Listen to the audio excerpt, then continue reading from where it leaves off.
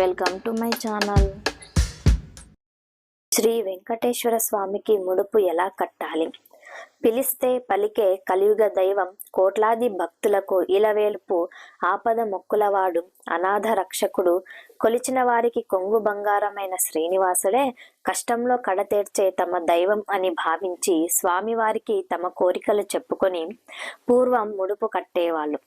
ఇటువంటి సమస్యలకు ఈ ముడుపులు కట్టాలి. వివాహం కోసం, వ్యాపార వృద్ధి కోసం, పిల్లల కోసం, ఉద్యోగం కోసం, ఇల్లు కానీ స్థలం కానీ కొనడం అమ్మడం కోసం, ఉద్యోగం ప్రమోషన్ పొందడం కోసం, అనారోగ్యంతో ఉన్న వారికి బాగవ్వాలని, పంట నష్టం కలగకుండా చేతికి రావాలి అని, ఆటంకంగా ఉన్న నిర్మాణం పూర్తి కావాలని, ఇటువంటి సమస్యలు ఉన్నవారు ఆ శ్రీనివాసునికి ముడుపు కడతారు.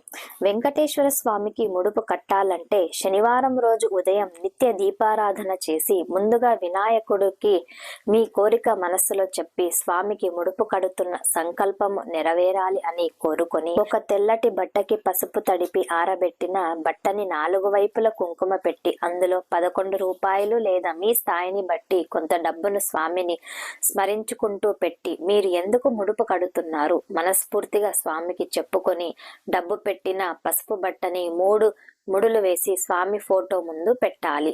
కోరిక తీరాక ముడుపుతో దర్శనంకి వస్తాను అని ముందే మాట ఇవ్వాలి.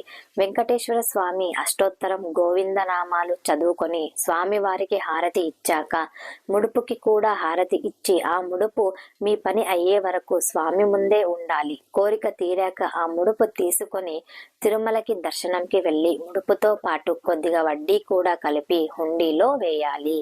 ఇలాంటి ఇంట్రెస్టింగ్ వీడియోస్ కోసం మా ఛానల్ని సబ్స్క్రైబ్ చేసుకోండి. ధన్యవాదాలు.